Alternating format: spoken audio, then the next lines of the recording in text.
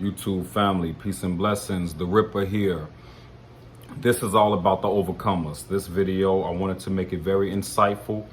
I wanted this to be I want to challenge us this evening, and I want this to be a individualistic, internal individualistic. Obviously, we're a unit, we're a family, we're a community, we're a nation. But obviously, I want this to be a individual mindset challenge for each person. So now this video, I'm going into detail on who are the overcomers. Who are the overcomers? When you look at overcoming, what comes to mind when you think of overcoming? When we look at it on a physical level, the body, the human body, naturally the body heals itself. For example, if you get an injury, if you injure your leg, injure your arm, oftentimes the body will allow that area, the cells will rejuvenate to that particular area where it hardens into a callus, or where the pain tolerance increases because that's where the damage was placed on that particular area. The body has overcome. It has adapted to what the body went through. Same thing with working out. When you're exercising, you're tearing muscle fibers, you're breaking down cells.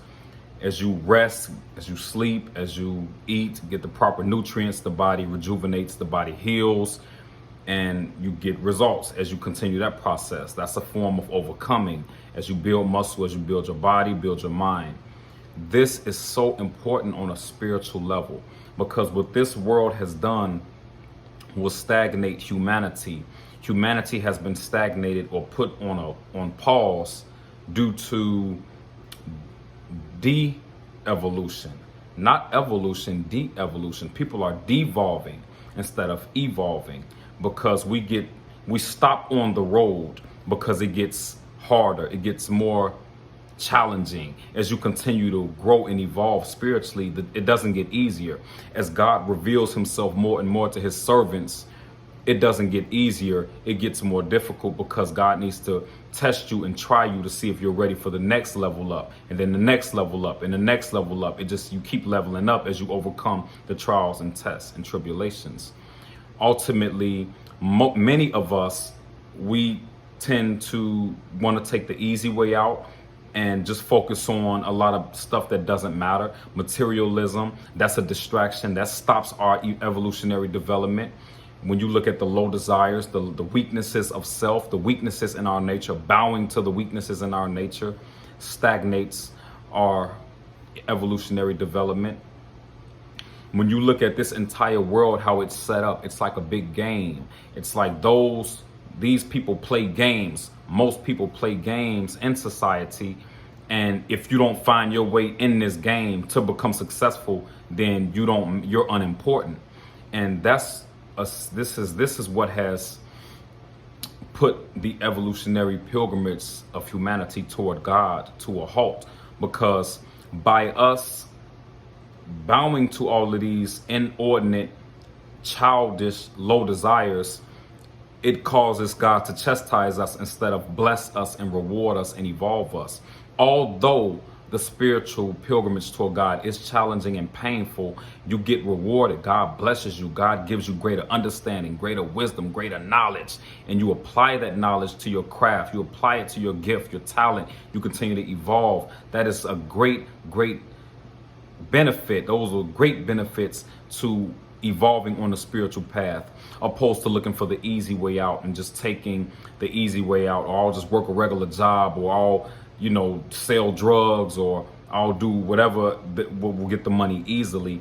And it's not just about money. I want to be very clear. It's not about money. But if that's your ultimate goal, then you're going to find any and every excuse to bow to that, continue to that desire. So now let's look at the evolutionary development of human beings. What has halted our evolutionary development? It has been ignorance. It has been lack of knowledge. Those who control institutions have lied and hid history, hid knowledge, have promoted lies instead of truth. That has ultimately crippled humanity in our evolutionary development. When you look at our own self, when you look at our own desires, that's based on your knowledge too, because Your knowledge level will determine your actions, will determine your fate, your success, your elevation. Your knowledge level will determine that. But if your open enemy has been teaching you and all you've been taught is lies, then unfortunately you won't go very far, because that's what that was set up for. So we have to allow God to reveal himself.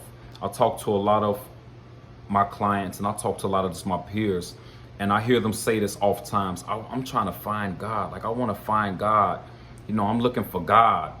And I explain to them, as a servant of God, and I say this with humility, you don't find God. God reveals himself to who's worthy. See, just because you want to find God does not mean you're worthy of God. Because, see, to find God through a painstaking search and overcoming those painstaking circumstances is what allow God to reveal himself.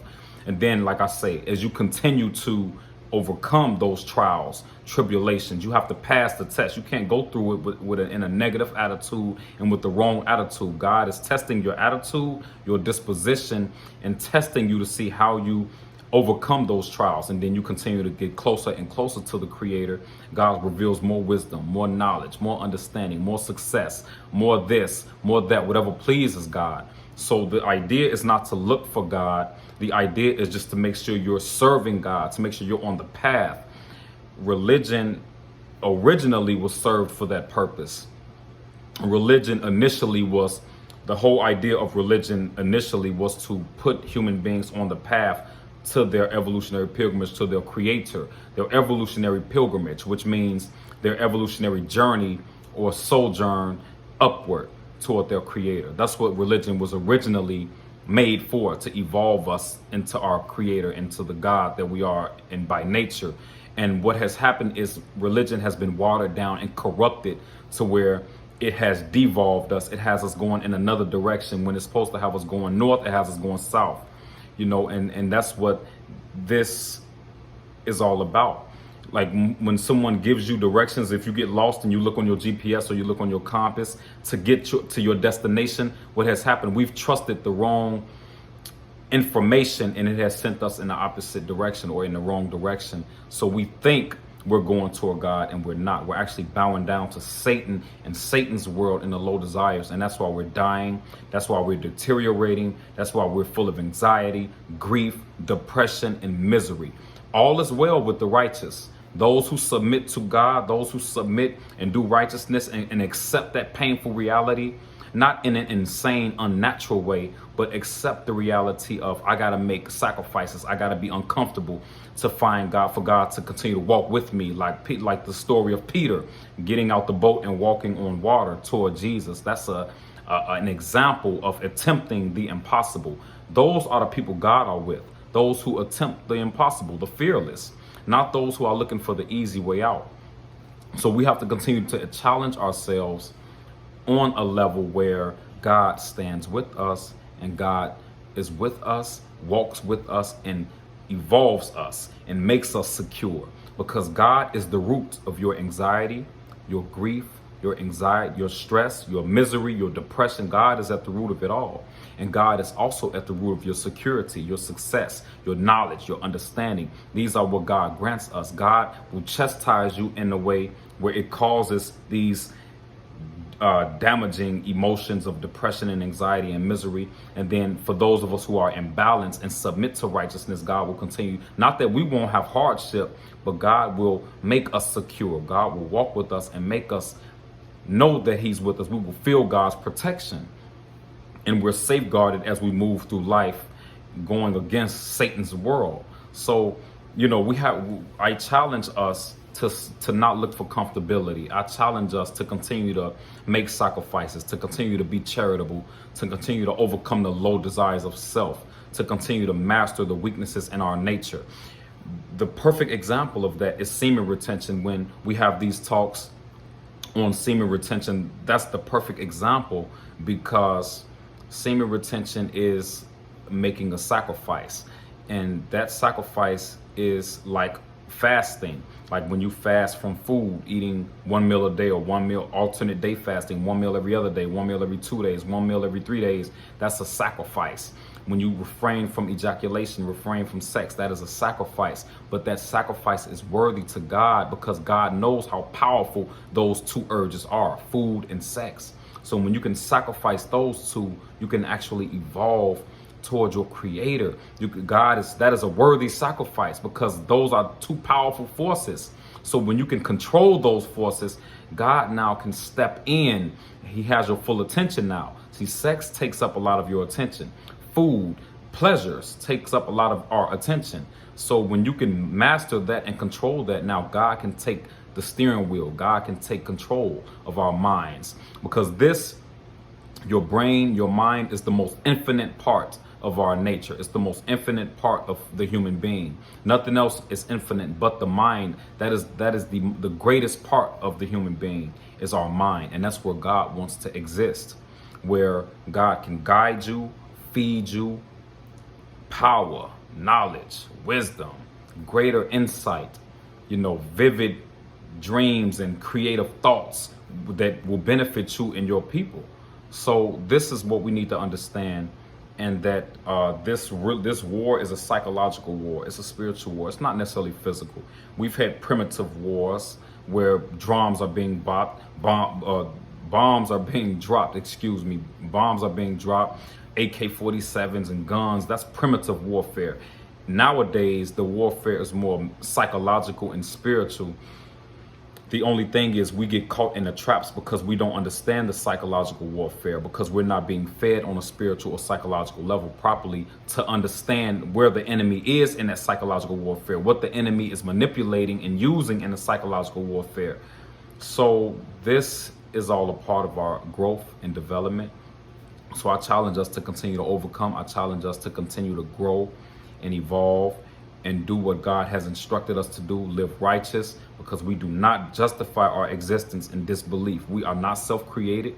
We didn't create this universe. We didn't create the water that we drink, the food that we eat. We live in a beneficent universe that we did not create. We just bask in it from a beneficent creator that put this here for us. So we owe it all to God. We can't worship the creation and then just say screw the creator, like, oh, okay, thank you for the creation, now beat it. It doesn't work like that. You're only going to hurt yourself thinking like that, and ultimately God is going to remove us and replace us with the younger generation. And we also have to continue to remember us as the righteous. We are the future rulers, and you have to protect your rulership. You have to be disciplined to be a ruler. You have to be fearless to be a ruler. You have to be intelligent to be a ruler. You have to pass knowledge to the younger generation to stay in rulership so that your rulership is not overthrown by your enemy. So we have to continue to pass this knowledge to our youth. We can't keep condemning the youth. Teach the youth. Don't talk down on the youth. Be an example toward the youth. Teach them, guide them. Why are you talking about the youth? And most of these older people that do that are the most sick people, because how the hell can you talk about the young generation? What have y'all done? What example have you set for the youth?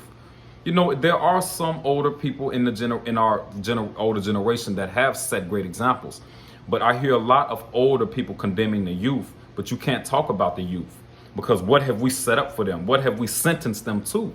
So let's think about it for real. Let's talk now. So I just appreciate you all. It's always an honor, privilege, and pleasure to speak with you. Let's continue to overcome. Let's continue to live righteous. Let's continue to rage in ranks. Let's continue to forge the way to freedom and liberation, and continue to feed each other, and not envy and jealousy is an internal thing. It's not that you hate what you see or you envy what you see.